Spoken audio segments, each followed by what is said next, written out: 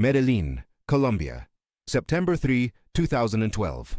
Monday afternoon, 3:47 p.m.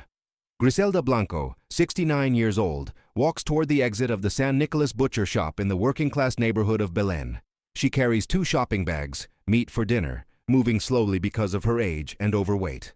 By her side, 8 months pregnant, walks her daughter-in-law, the only person Griselda still trusted after decades of justified paranoia. The afternoon is hot, typical of Medellin in September. The street is moderately busy, people shopping, children playing, the normal noise of a working-class neighborhood. No one pays particular attention to the elderly woman leaving the butcher shop. No one recognizes in her the woman once called the Queen of Cocaine, the Black Widow, the godmother of the Medellin cartel, the woman who ordered more than 200 murders, the woman who invented motorcycle hitmen, the woman who turned Miami into a war zone in the 80s, killing rivals in crowded shopping malls, in broad daylight, without fear of witnesses or consequences, the woman who earned $2 billion trafficking cocaine to the United States, and who spent 20 years in prison before being deported back to Colombia in 2004. But at this moment, on September 3, 2012, Griselda Blanco is queen of nothing. She is just an elderly grandmother buying meat, walking beside her pregnant daughter-in-law, living in a modest neighborhood, surviving on the little money left from her crumbled empire. And she does not know that she has exactly 11 seconds of life left. At 3:47 and 38 seconds, a black Honda motorcycle turns the corner about 80 meters away. 2 men on it, both wearing dark jackets despite the heat, both wearing helmets with dark visors that completely hide their faces. The driver maintains moderate speed, not drawing attention. The passenger keeps his right hand inside the jacket, holding something no one can see yet. The motorcycle approaches. 60 meters, 40 meters, 20 meters. Griselda is talking to her daughter-in-law about something trivial, perhaps about dinner, perhaps about the baby due in weeks. She does not look back. She does not notice the motorcycle approaching. She does not sense the imminent danger, which is surprising for a woman who spent 40 years looking over her shoulder, expecting exactly this moment. 10 meters. The motorcycle passenger pulls his hand from inside the jacket. He holds a 9mm pistol. The motorcycle slows slightly, enough to give stability to the shooter, but not so much that it seems suspicious. 5 meters. Griselda begins to turn her head, perhaps hearing the engine sound approaching, perhaps finally feeling that survival instinct that kept her alive through decades of cartel wars. But it is too late. It was always too late from the moment she left the butcher shop. The shooter raises the gun, aims at Griselda's head, and fires twice in rapid succession. The shots echo through the street like small explosions. The first bullet hits Griselda in the back of the skull, penetrating through the occipital bone, crossing the brain, exiting through the forehead and carrying with it fragments of bone, brain tissue, and blood. The second bullet, fired half a second later, enters slightly higher, following an almost identical trajectory, shattering even more of the already destroyed brain. Griselda Blanco is dead before her body begins to fall, before her brain can process pain, before she can understand what happened. She simply ceases to exist between one heartbeat and the next, her consciousness instantly extinguished by the massive destruction of her cerebral cortex. Her body falls forward, heavily, gracelessly, the meat bags flying from her hands, hitting the concrete sidewalk with a muffled sound that makes people turn their heads before they even realize they heard shots. Blood begins to spread around her head, forming a scarlet pool that grows quickly on the hot concrete. Griselda's daughter-in-law screams, a high-pitched sound of terror and shock that freezes people on the street for a moment before panic begins.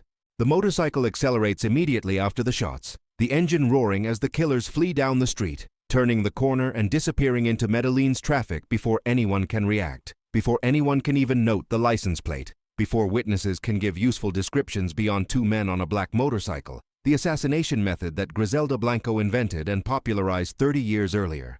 The irony is not lost on the investigators who arrive at the scene minutes later.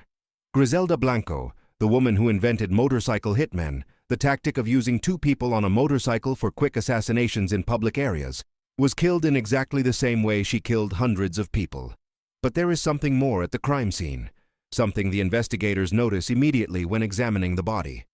Something macabre, symbolic, a message left by the killers that turns this homicide from a simple execution into a statement about justice, karma, and the inevitable consequences of a life built on violence. The 2 bullets that killed Griselda Blanco hit her in the head. Specifically, both bullets entered the back of the skull and exited through the forehead, which is consistent with someone being shot from behind while walking forward. But the precise location of the shots, the pattern of the wounds, the trajectory of the projectiles, all of it created a result that made the investigators stop and look at each other with a mixture of horror and recognition. The 2 exit wounds on Griselda's forehead, separated by just a few centimeters, perfectly circular, surrounded by stars of ruptured tissue where the projectiles exploded through the frontal bone, created an unmistakable visual pattern when viewed from above. 2 holes, 2 dark circles in the center of the forehead, positioned exactly where a person's eyes would be if they were located on the forehead instead of where they normally are. And that is what made the investigators understand that this murder was not just an execution, it was a message about who Griselda Blanco was and what she represented, a message about third eyes, about seeing what is coming, about justified paranoia, about never letting your guard down, a message that said, you spent your whole life looking over your shoulder, expecting someone to come kill you, and yet, when the moment finally arrived, you did not see it. You did not notice.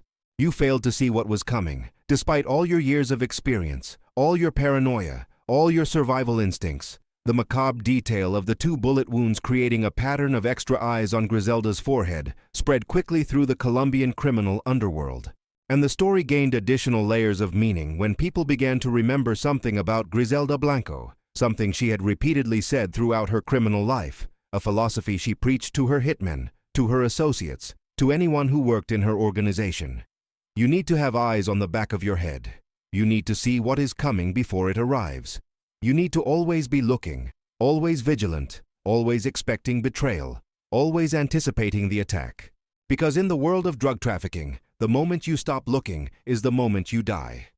Griselda had said this hundreds of times. It was practically her mantra, and now she was dead, shot from behind, with 2 bullet wounds in her head that created the grotesque illusion of extra eyes, as if the killers were saying, you wanted eyes on the back of your head? Here they are. But too late. Always too late. The news of Griselda Blanco's death spread globally within hours. Newspapers in the United States, Colombia, Mexico, and Europe published detailed obituaries recounting her career as one of the most brutal and successful drug traffickers in history.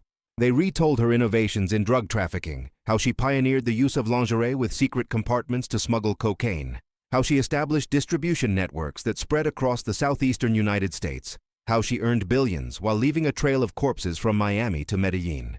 They recalled the most notorious murders she ordered. The murder of Chucho Castro in 1975, tortured for hours before being shot 23 times because Griselda suspected he had stolen from her. The Dadland shopping mall massacre in Miami in 1979, when Griselda's hitmen entered a crowded store during the day and killed 2 rivals with machine guns, wounding several bystanders, shocking the American public with the brazen brutality of the attack. The murder of Alberto Bravo, her second husband, shot dead along with 6 bodyguards in 1975, in a dispute over money that Griselda resolved with characteristic violence.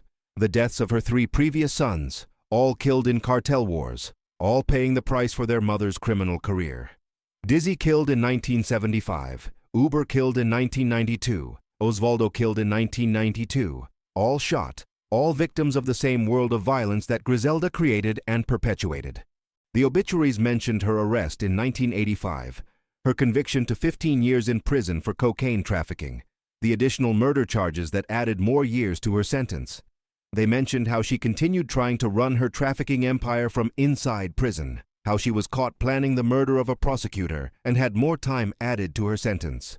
They mentioned her deportation to Colombia in 2004, how she returned to Medellin without money, without power, without the empire she had built, forced to live in relative poverty in a working-class neighborhood, depending on money sent by her only surviving son, Michael Corleone Blanco, whom she had named after the character from The Godfather. But the obituaries always returned to the macabre detail of how she died. The 2 bullets in the head, the pattern they created, the irony of a woman obsessed with vigilance being killed because she failed to be vigilant, the poetic justice of being assassinated using exactly the method she invented. And when Colombian investigators tried to identify who had ordered the murder, they discovered something that made the story even more complex. There were dozens of potential suspects. Literally dozens of people and organizations with motives to want Griselda Blanco dead. relatives of her victims, people who had waited decades for the chance at revenge. Cartel rivals, organizations that still held grudges from wars fought in the 80s and 90s. Former associates who felt betrayed by her during her rise to power. Even members of her own family, people who blamed Griselda for the deaths of her 3 previous sons, who believed that Griselda's ambition and brutality had destroyed the entire family. The investigators never definitively identified who ordered the attack. The 2 hitmen on the motorcycle were never captured. The gun was never found. No criminal organization claimed responsibility. It was as if the universe itself had decided it was time for Griselda Blanco to pay for decades of violence, and simply sent 2 ghosts on a motorcycle to collect the debt. But the truth about who killed Griselda is, ultimately, less important than what her death represented. She was the embodiment of a specific era of drug trafficking, a time when cocaine was turning Miami into a war zone, when Colombian cartels were earning billions while governments struggled to understand the scale of the problem, when violence was so extreme, so public, so brazen that it shocked even people accustomed to criminal brutality. Griselda Blanco helped create that era. She pioneered tactics that other cartels copied. She set precedents of violence that others followed and surpassed. She proved that women could be as brutal, as successful, as ruthless as any man in the male-dominated world of international drug trafficking. And then she lived long enough to see it all crumble, lived to be arrested, convicted, deported, lived to lose 3 sons to the same violence she practiced, lived to return to Colombia with nothing, the empire destroyed, the money gone, the power evaporated, lived to become just an elderly woman buying meat at a neighborhood butcher shop, no longer the queen of cocaine, just a forgotten grandmother awaiting the end she always knew would come. And when that end finally arrived, on a Monday afternoon in Medellin, it came exactly the way Griselda always feared and always expected. Fast, brutal, public, executed by 2 men on a motorcycle using the method she herself invented. The 2 bullets in the head creating that macabre pattern, those ghostly eyes on the forehead, became an immediate symbol in Colombian criminal circles. A visual representation of the concept of karma, of inevitable consequences, of how violence always returns to those who practice it. A message that said, you can run for decades, you can escape prison, you can survive cartel wars, but eventually the bill comes. And when it comes, it usually takes the exact form of the violence you inflicted on others. Griselda Blanco died as she lived, by the gun, by betrayal, by sudden and brutal violence that leaves no time for regret or reflection. And the macabre detail of the bullet wounds creating eyes on the forehead where she could not see the approaching danger became an instant legend, a story told in favelas and cartel mansions, a permanent reminder that in the world of drug trafficking, no matter how powerful you are, how brutal, how successful, eventually someone comes on a motorcycle with a gun, and you become just another body on the sidewalk, another story about karma and poetic justice, another proof that eyes on the back of your head are never enough when an entire lifetime of enemies is waiting for your one lapse in vigilance.